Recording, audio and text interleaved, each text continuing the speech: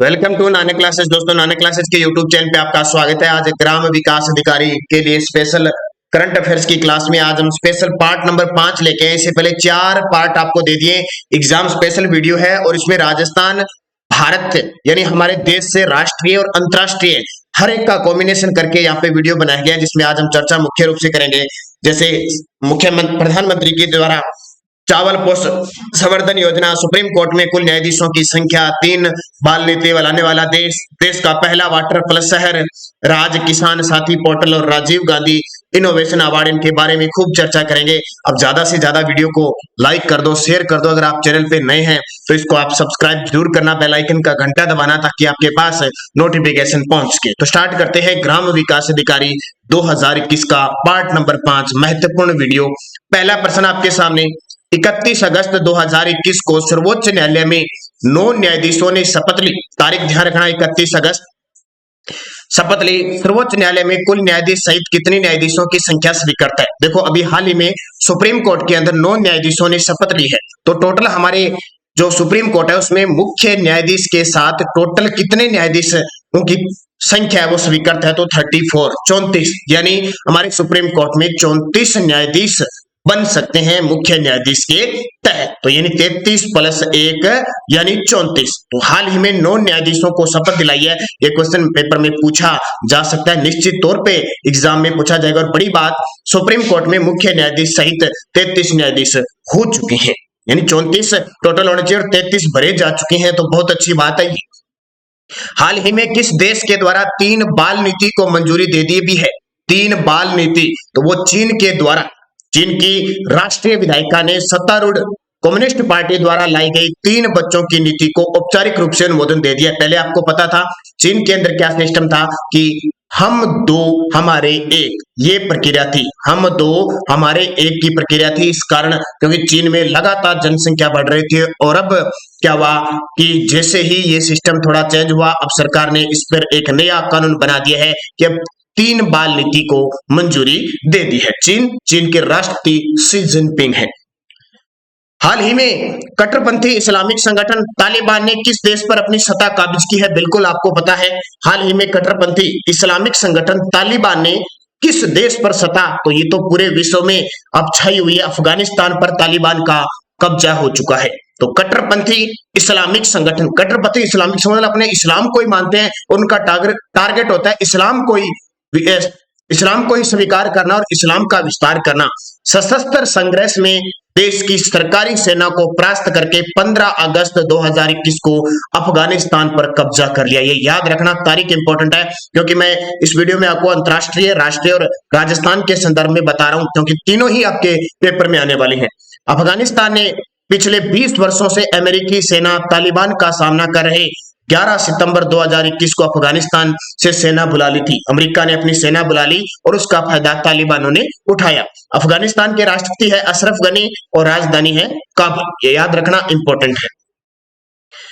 Islamic संगठन तालिबान ने अफगानिस्तान का नाम बदलकर क्या रख दिया है? अफगानिस्तान जो देश है उसका नाम इस इस्लामिक संगठन तालिबान ने चेंज कर दिया है। वो क्या रखा है? इन्होंने रखा है इस्लामिक अमीरात ऑफ अफगानिस्तान। क्या रखा है? इस्लामिक अमीरात ऑफ अफगानिस्तान इसका नाम रख दिया है। तालिबान द्वारा यहाँ शरिया कानून को लागू कर दिया गया है और महिलाओं पर अनेक प्रकार के प्रतिबंध लागू हो गए हैं। इससे पहले भी 1996 से 2001 तक तालिबान अफगानिस्तान की सतह पर काबिज थे। कभी थे, ध्यान रखना, ऐसे नहीं कि पहली बार अफगानिस्तान पर तालिबानों का कब्जा हुआ है, बिल्कुल नहीं। 1996 से 2001, 1992 यहां भी तालिबान थे, लेकिन अब इन्होंने फिर कब्जा कर लिया है अफगानिस्तान पर। इसका नाम बदलकर इस्लामिक अमीरात ऑफ अफगानिस्तान कर दिया। New Jalpaiguri Dhaka, new Jalpai Mitali express का संबंध किन 2 देशों के मध्य है? New Jalpaiguri Dhaka, new Jalpai Mitali express का संबंध किन 2 देशों के मध्य है? तो अब आपको नाम से ही पता चल गया, जलपाईगुड़ी ढाका, न्यू जलपाई मिताली, तो भारत और किसके बीच होगी? तो भारत और न्यू जलपाई ढाका और न्यू जलपाई मिताली एक्सप्रेस नाम से शुरू करने। भारत और बांग्लादेश, यह ऑप्शन में नहीं है शायद, चलो अपने चेंज करते हैं, यहाँ बांग्लादेश लिख देते हैं। लेकिन तथ्य में दिया हुआ है, ध्यान रखना। भारत और बांग्लादेश के बीच, दोनों देशों के बीच 27 मार्च 2021 को हुआ। यह सेवा कोविड महामारी के चलते शुरू नहीं हो पाई थी। और आप जहां तक कोशिश करना, अब ज्यादा मैटर 2021 का पढ़ने की ही कोशिश करना, क्योंकि हो सकता है इंडिया का तो 2021 के ही आने के क्वेश्चन है, और जो जो मुख्य मुख्य मैं आपको निरंतर करवा रहा हूं। तो भारत और बांग्लादेश के बीच 20 अगस्त 2020 को प्रधानमंत्री नरेंद्र मोदी के द्वारा सोमनाथ योजनाओं के साथ पार्वती मंदिर की आधारशिला रखी है। किस राज्य में है? अभी नाम से पता चल रहा है कि सोमनाथ मंदिर है वो सौराष्ट्र गुजरात में, और वहां एक पार्वती मंदिर की आधारशिला भी इनके द्वारा रखी गई, तो ये गुजरात के अंदर है। तो प्रधानमंत्री ने 20 अगस्त 2021 को सोमनाथ समुद्र दर्शन पथ, सोमनाथ प्रदर्शनी केंद्र और पुराने सोमनाथ मंदिर का पुनर्निर्माण मंदिर परियोजनाओं का वहां उद्घाटन किया। यानी वहां सोमनाथ मंदिर के और कुछ नई प्रक्रिया और परियोजनाओं का उनका उद्घाटन किया। इस दौरान उन्होंने वहां एक पार्वती मंदिर की आधारशिला भी रखी। पुराने सोमनाथ मंदिर को अहिल्याबाई मंदिर के नाम से भी जाना जाता है, ये भी ध्यान रखना। भी पुराना जो सोमनाथ मंदिर है उसका दूसरा नाम है अहिल्याबाई मंदिर। कहां पे है? गुजरात के सौराष्ट्र में। इंदिरा गांधी अंतरराष्ट्रीय हवाई अड्डा विश्व के सर्वश्रेष्ठ 50 हवाई अड्डे में शामिल हुआ है। यह कहां स्थित है? हाल ही में इंदिरा गांधी अंतरराष्ट्रीय हवाई अड्डा जो नई दिल्ली के अंदर है, उसने विश्व के सर्वश्रेष्ठ 50 हवाई अड्डों में इसे शामिल किया गया है। तो ये कहां पे है? नई दिल्ली में है। इसको 45वां स्थान मिला है। तो बहुत बड़ी बात है, दिल्ली हवाई अड्डा इस मुकाम को हासिल करने वाला पहला भारतीय अड्डा है।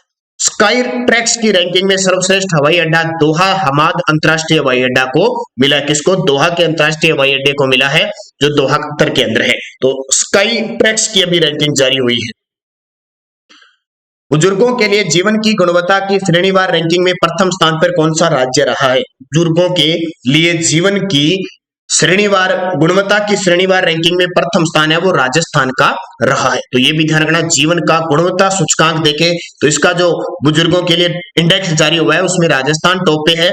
अपेक्षाकृत बुजुर्ग आबादी वाले राज्य में हिमाचल प्रदेश शीर्ष पर है, पूर्वोत्तर राज्यों में मिजोरम है, और केंद्र शासित प्रदेश में चंडीगढ़ है वो प्रथम स्थान पे है। 15 अगस्त 2021 को बनाए गए 75वें स्वतंत्रता दिवस की थीम क्या थी? ये बहुत इंपॉर्टेंट है। 15 अगस्त 2021 को हमने 75वां स्वतंत्रता दिवस बनाया था, इसकी थीम क्या थी? तो याद रखना, राष्ट्र प्रथम दे सदैव प्रथम। ये राष्ट्रपति नहीं है, राष्ट्र प्रथम सदैव प्रथम, राष्ट्र प्रथम सदैव प्रथम, इस नारे का उद्घोष किया था प्रधानमंत्री नरेंद्र मोदी ने। तो याद रखना, राष्ट्र प्रथम सदैव प्रथम। प्रधानमंत्री नरेंद्र मोदी ने 8वीं बार लाल किले की प्राचीर से तिरंगा फहराया था। भारतीय वायुसेना के 2 MI-17 हेलीकॉप्टर 1 ने अमृत ऑपरेशन फॉर्मेशन में पहली बार समरोह स्थल में पुष्प वर्षा की थी। अब यहाँ पे एक क्वेश्चन बन गया कि लाल किला जो दिल्ली में है उसका निर्माण किस मुगल बादशाह ने करवाया था? इसका जवाब मुझे कमेंट करके देना। लाल किले का निर्माण, एक आगरा का किला है, आगरे के लाल किले का निर्माण किसने करवाया और दिल्ली के लाल किले का निर्माण किसने करवाया? देखते हैं कितने विद्यार्थी इसका जवाब दे पाते हैं। और दूसरा मैं बताता हूँ, जो विद्यार्थी नए हैं या ग्राम सेवक की, राजस्थान पुलिस की इनकी तैयारी कर रहे हैं, तो 2020 और 2021 का हमारा राजस्थान करंट अफेयर्स उपलब्ध है। अगर कोई विद्यार्थी खरीदना चाहता है तो आप 8094496272 पर संपर्क करके इस नंबर पे फोन पे, गूगल पे, पेटीएम की व्यवस्था है, 100 रुपए पे कीजिए और ये पीडीएफ खरीदिए। 2021 में नवंबर तक मिलेगी आपको, नवंबर तक। और आपको इनमें खेल है, पुरस्कार है, टोक्यो ओलंपिक है, अभी पद्मश्री वगैरह मिले हैं, सब राजस्थान का मिलेगा। इसका प्रिंट भी निकाल सकते हो, ये भी ध्यान रखना। 2020 का भी और 21 का भी, और 2021 का तो पूरा आपको तथ्य के साथ मिलेगा। जैसे क्वेश्चन जैसे मैं आपको यहाँ करवा रहा हूँ वैसे तथ्य आपको मिलेंगे। अगर कोई विद्यार्थी खरीदना चाहता है तो आप जरूर खरीद लें। अगला, भारत में विभाजन विभीषिका स्मृति दिवस के रूप में किस दिवस को प्रतिवर्ष मनाया जाएगा? एक बड़े एक दिवस की घोषणा हुई है, नया दिवस घोषित किया गया है। और जब नया घोषित किया जाता है तो वो पेपर में आता है। तो 14 अगस्त को, कब? 14 अगस्त को देश में प्रतिवर्ष विभाजन विभीषिका स्मृति दिवस के रूप में बनाया जाएगा।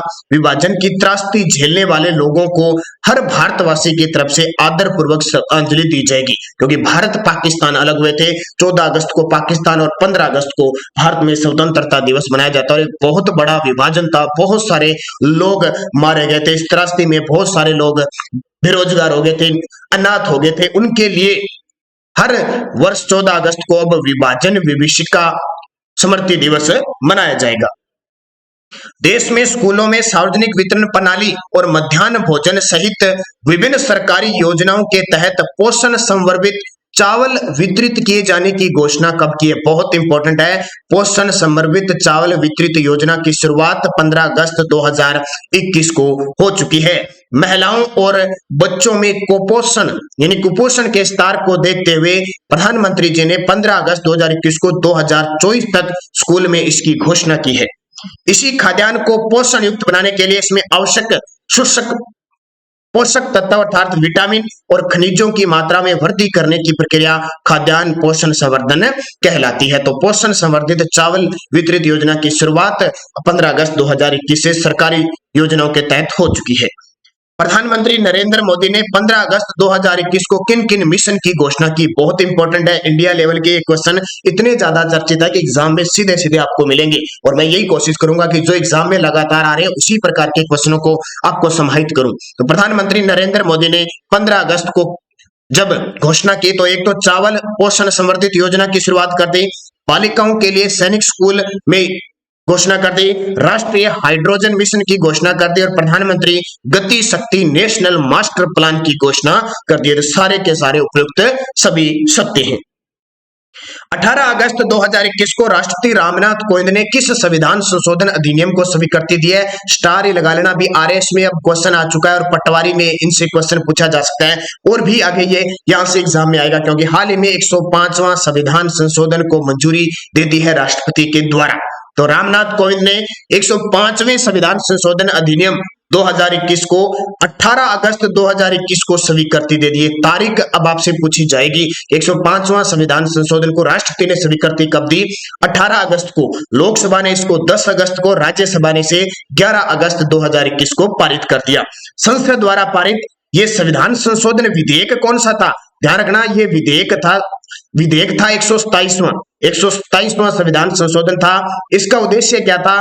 राज्य और केंद्र शासित प्रदेशों द्वारा अपनी ओबीसी सूची खुद बनाने की शक्ति प्रदान दे दी। जो ओबीसी की सूची है वो खुद बना सकते हैं, ये शक्ति अब राज्यों को दे दी। कौन सा संविधान संशोधन? 105वां। और बार बार ये बहुत बार आता है। 99वां संविधान संशोधन कौन सा है? कॉलेजियम व्यवस्था से संबंधित है। न्यायालयों के अंदर जो न्यायाधीश नियुक्त किए जाते हैं उनसे संबंधित है कॉलेजियम व्यवस्था। ये क्वेश्चन भी अभी पटवारी में आया है। कौन सा नेशनल पार्क सैटेलाइट फोन से लैस होने वाला भारत का पहला नेशनल पार्क बन गया? कौन सा नेशनल पार्क सैटेलाइट फोन से लैस होने वाला भारत का पहला नेशनल पार्क बन गया? तो काजीरंगा राष्ट्रीय उद्यान। असम का काजीरंगा राष्ट्रीय उद्यान जो एक सींग वाले गैंडे के लिए प्रसिद्ध है। वन कर्मियों को लगभग 10 सैटेलाइट फोन सौंपे गए हैं। ऐसा करने वाला ये भारत का पहला राष्ट्रीय उद्यान है। निम्न में से जाक्सा किस देश की अंतरिक्ष एजेंसी है? जाक्सा। याद रखना, इस प्रकार के क्वेश्चन ही निरंतर पेपर में पूछे जा रहे हैं और विज्ञान और प्रौद्योगिकी से संबंधित तो निश्चित आते हैं। विज्ञान और प्रौद्योगिकी। अब आपके लिए क्वेश्चन है, मैंने एक वीडियो डाल दिया, राजस्थान नया मंत्री परिषद बनाना, उसका वीडियो डाल दिया। मुझे कमेंट करके बताना क्योंकि अलर्ट आपको रहना जरूरी है। राजस्थान के नए विज्ञान प्रौद्योगिकी मंत्री कौन बनी है और महिला है, इतना और बता देता हूं। राजस्थान की वर्तमान विज्ञान प्रौद्योगिकी मंत्री किसे बनाया गया और एक महिला है, उसका जवाब आप, वो राज्य मंत्री है, ये भी बता देता हूं। देखते हैं कितने विद्यार्थी उसका कमेंट में जवाब दे पाते हैं। तो जाक्सा किसकी है? जापान की है। जाक्सा जापान की अंतरिक्ष एजेंसी है जो वर्ष 2024 में मंगल ग्रह के उपग्रह फोबोस में अन्वेषण यान भेजेगी, इसलिए चर्चा में आ गई। जापान की जाक्सा, जापान की जो अंतरिक्ष एजेंसी है वो 2024 में मंगल ग्रह का उपग्रह ना फोबोस, उस पर अन्वेषण खोजकर्ता का यान भेजेगी। नासा अमेरिका की है, इसरो हमारे भारत की है। देश का पहला वाटर प्लस शहर किसे घोषित किया गया है? तो देश का पहला वाटर प्लस शहर किसे घोषित किया गया? इंदौर को। और आपको पता है हाल ही में स्वच्छता सर्वेक्षण रिपोर्ट जारी हुई है, उसमें भी इंदौर एक बार फिर टॉप पे रहा है। तो देश में स्वच्छता के मामले में लगातार 4 बार भारत के स्वच्छ शहर का खिताब हासिल किया है। अब ये 5 बार हो गया, ध्यान रखना। 5वीं बार अभी मिल चुका है, अभी ताजा 2 दिन पहले ये पीडीएफ पहले तैयार हो गई थी, ध्यान रखना। 5वीं बार इंदौर मध्य प्रदेश के अंदर है, स्वच्छता का अवार्ड मिल चुका है। है और ये भारत का पहला वाटर प्लस शहर प्रमाणित घोषित हो चुका है। वाटर प्लस शहर का मतलब क्या हुआ? उसे घोषित किया जाता है जो ओडीएफ डबल प्लस के सभी मांगों को पूर्ण किया गया हो, आवासीय व्यवसायिक प्रतिष्ठानों से निकलने वाले जो अपशिष्ट मल जल को उपचार के बाद ही पर्यावरण में छोड़ा जाता हो, ऐसा जो कर रहा है शहर, उसे वाटर प्लस का खिताब मिला और ये बहुत ही अच्छे तरीके से काम कर रहा है स्वच्छता के क्षेत्र में इंदौर। प्रधानमंत्री नरेंद्र मोदी ने व्यक्ति विशेष और उद्देश्य विशेष डिजिटल पेमेंट सॉल्यूशन के लिए 2 अगस्त 2021 को कौन सा ऐप लॉन्च किया है? नरेंद्र मोदी जी ने व्यक्ति विशेष और उद्देश्य विशेष एक डिजिटल पेमेंट सॉल्यूशन के लिए 2 अगस्त 2021 को कौन सा ऐप लॉन्च किया है? तो इसका जो नाम है ई रूपी। क्या नाम है? ई रूपी उसका नाम है। तो ई रूपी को 2 अगस्त 2021 को लॉन्च किया। यह वस्तु है डिजिटल पेमेंट के लिए एक नगद रहित और संपर्क रहित साधन है। डिजिटल है ये, डिजिटल पेमेंट के तहत वर्तमान में भारत सौर ऊर्जा के क्षमता के मामले में विश्व में कौन से स्थान पर है? वर्तमान में पूरे विश्व में भारत सौर ऊर्जा क्षमता के मामले में विश्व में कौन से स्थान पर है? तो भारत वर्तमान में चौथे स्थान पर है। किस स्थान पे? चौथे। तो भारत वर्तमान में स्थापित अक्षय ऊर्जा क्षमता के मामले में विश्व में चौथे स्थान पर है। अक्षय ऊर्जा क्षमता का मतलब क्या होता है? गैर परंपरागत नवीकरणीय संसाधनों के मामले में। और सॉरी, इसके बारे में सौर ऊर्जा पूछा है, 5वां है। सौर ऊर्जा 5वां, यानी टोटल में भारत चौथे पर है, सौर ऊर्जा में 5वें पर है और पवन ऊर्जा में चौथे स्थान पर है। भारत में कुल स्थापित अक्षय ऊर्जा क्षमता 100 गीगाबाइट के महत्वपूर्ण पड़ाव को पार कर चुकी है। तो ये इंपॉर्टेंट क्वेश्चन है परीक्षा की दृष्टि से। और आपको पता है राजस्थान के संदर्भ में बात करें तो नए ऊर्जा मंत्री हमारे बन चुके हैं भंवर सिंह भाटी, और राजस्थान का मैंने पूरा मंत्री परिषद आपको दे दिया है जल्दी, मंत्री परिषद दे दिया। भारत के मंत्री परिषद 1-2 दिनों में आपको वीडियो जल्द मिलने वाला है, बस तैयार रहना। भारत ने 2030 तक कितने गीगाबाइट अक्षय ऊर्जा क्षमता स्थापित करने का महत्वाकांक्षी लक्ष्य रखा है? भारत ने 2030 तक कितने गीगाबाइट अक्षय ऊर्जा क्षमता स्थापित करने का महत्वाकांक्षी लक्ष्य रखा है? 450 गीगाबाइट। तो ये बहुत इंपॉर्टेंट है। और यहाँ पे आ गया केंद्रीय ऊर्जा नवीन व नवीकरणीय ऊर्जा मंत्री हमारे देश के आर.के. सिंह है। कौन है? केंद्रीय ऊर्जा नवीन व नवीकरणीय ऊर्जा मंत्री आर.के. सिंह, और हमारे राजस्थान के ऊर्जा मंत्री भंवर सिंह भाटी बन चुके हैं। ये नई चेंजिंग है, इनको अच्छे तरीके से याद रखना है।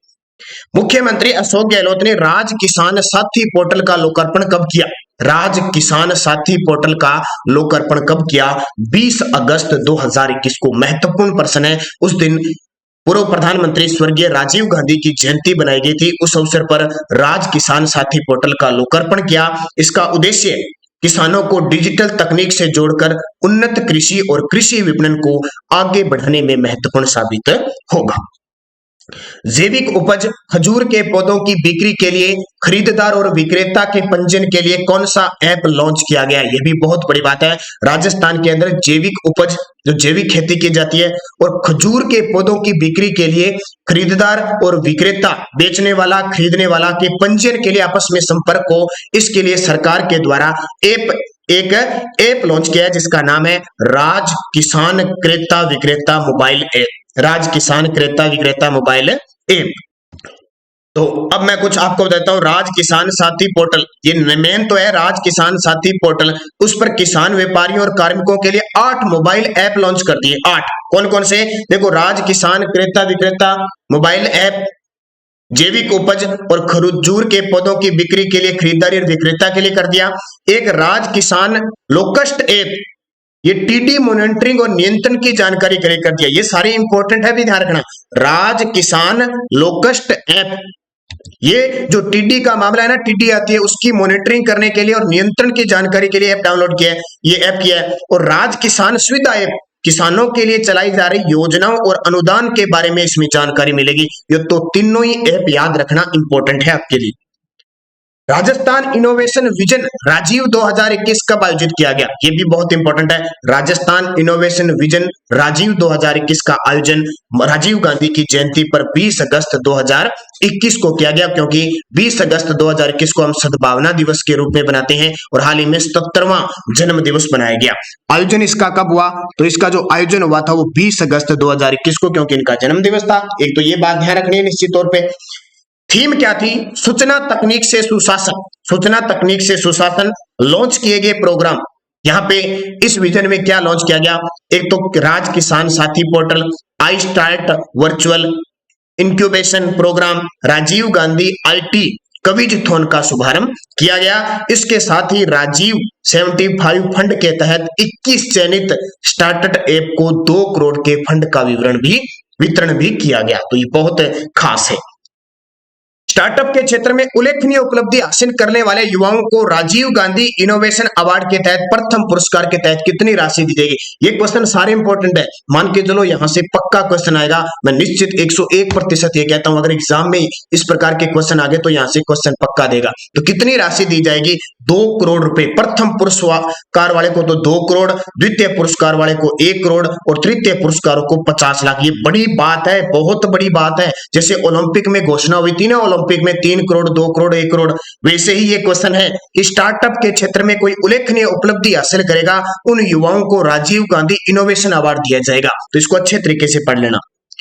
राजीव गांधी फिनटेक यूनिवर्सिटी राजस्थान के किस जिले में स्थापित की जाएगी? और ये क्वेश्चन पेपर में आ गया, ये क्वेश्चन, और आप लगा लेना 2021 में पूछे गए राजस्थान करंट अफेयर्स के क्वेश्चन बाय नानक क्लासेज। मैंने पूरा वीडियो दे दिया, अब से पहले 50,000 विद्यार्थी उस वीडियो को देख चुके हैं। तो आप भी देखिए कि 2021 में कौन कौन से करंट के क्वेश्चन आप कर। नानक क्लासेज यूट्यूब चैनल से एक भी क्वेश्चन बाहर नहीं गया, ये निश्चित है। और आपको फिर बता रहा हूं, ये आप पीडीएफ जरूर खरीद लें, आपके लिए बहुत इंपॉर्टेंट है। 2020 और 21 की राजस्थान करंट अफेयर्स खरीद लें, क्योंकि ये स्पेशल है और नवंबर 2021 तक फुल पावर रूप से आपको तथ्य के साथ मिलेगी। अगर आपको खरीदनी है तो 8094496272 इस नंबर पे फोन पे, गूगल पे, पेटीएम की व्यवस्था है। 100 रुपए आपको पे करने होंगे और इसी नंबर पे व्हाट्सएप के माध्यम से आपको पीडीएफ प्राप्त हो जाएगी। तो ये बहुत खास है। ये मान के चलो राजस्थान करंट अफेयर्स के चप्पे चप्पे से हर एक बिंदु को पॉइंट ऑफ से लिया गया है। टोक्यो ओलंपिक है, पद्मश्री अवार्ड, जो भी अवार्ड है आपको सारे यहाँ मिल जाएंगे। तो यूनिवर्सिटी, फिनटेक यूनिवर्सिटी की बात करें तो जोधपुर में स्थापित होगी। आपसे पूछे फिनटेक पार्क कहां स्थापित होगा? वो जयपुर के अंदर। तो तकनीकी शिक्षा को अधिक रोजगार मुखी बनाने के लिए लगभग 400 करोड़ की लागत से जोधपुर में फिनटेक यूनिवर्सिटी स्थापित की जाएगी। और किसके नाम पे की जाएगी? ये भी ध्यान रखना, राजीव गांधी के नाम पर यह स्थापित की जाएगी। राजस्थान के में कितने विद्यार्थियों को देश विदेश के प्रतिष्ठित शिक्षण संस्थानों में अध्ययन के लिए Rajiv Gandhi scholarship for academic excellence की घोषणा की गई है? तो ये 200 विद्यार्थियों के लिए। मैंने आपको बता दिया, राजस्थान में इंदिरा गांधी और राजीव गांधी के नाम की जितनी भी योजनाएं ना, वो सारी याद करना, पेपर में बार बार आ रही है। अभी हाल ही में 19 नवंबर 2021 को सरकार ने उड़ान योजना की घोषणा की थी। हालांकि एक घोषणा इसकी इन्होंने अक्टूबर में ही कर दी थी और पेपर में पूछ ही लिया गया। अभी आरएस के एग्जाम में पूछा गया है और 19 नवंबर को इसकी शुरुआत हुई है, यानी घोषणा हुई तो ही पेपर में आ गया। तो इंदिरा गांधी और राजीव गांधी, ये समझ लो कितने इंपॉर्टेंट है इनकी योजनाएं।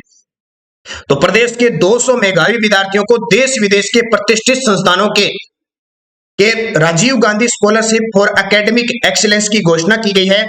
इसके योजना पर संस्थानों के अध्ययन के लिए, ठीक है, प्रतिवर्ष 100 करोड़ रुपए खर्च किए जाएंगे और पूरा अध्ययन का वे राज्य सरकार करेगी। तो ये भी बहुत इंपॉर्टेंट है।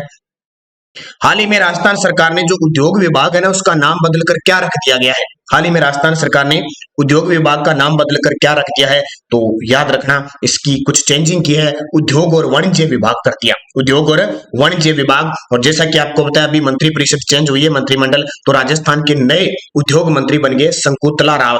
शंकुतला राव है जो वर्तमान में राजस्थान के नए उद्योग मंत्री बन चुके हैं।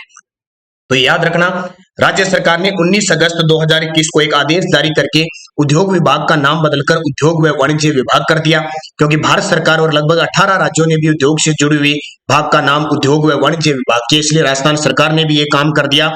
लाभ क्या होगा? राज्य सरकार के इस निर्णय से राज्य और केंद्र के संबंध विभागों में एकरूपता के साथ समन्वय भी स्थापित होगा।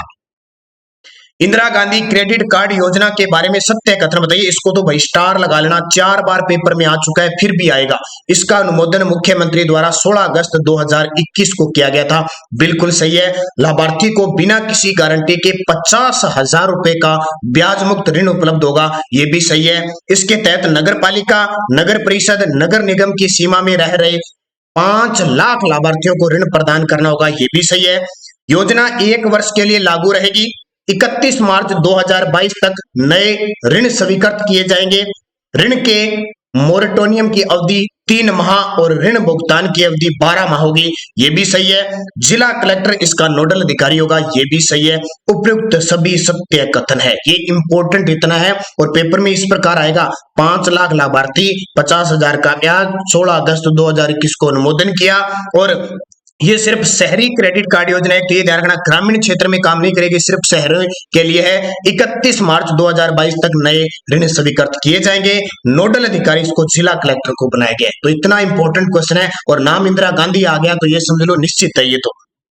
अगला, अटल भूजल योजना के बारे में सत्य कथन बताइए। ये भी पेपर में पिछले कॉलेज लेक्चरर में प्रश्न आ चुका है। प्रथम चरण में 6,000 करोड़ रुपए में से राजस्थान को 1190 करोड़ मिलेंगे, बिल्कुल सही है। यह देश के 7 राज्यों के 78 जिलों को शामिल किया गया है, ये भी सही है। इसका शुभारंभ 1 अप्रैल 2020 को किया गया है, ये भी सही है।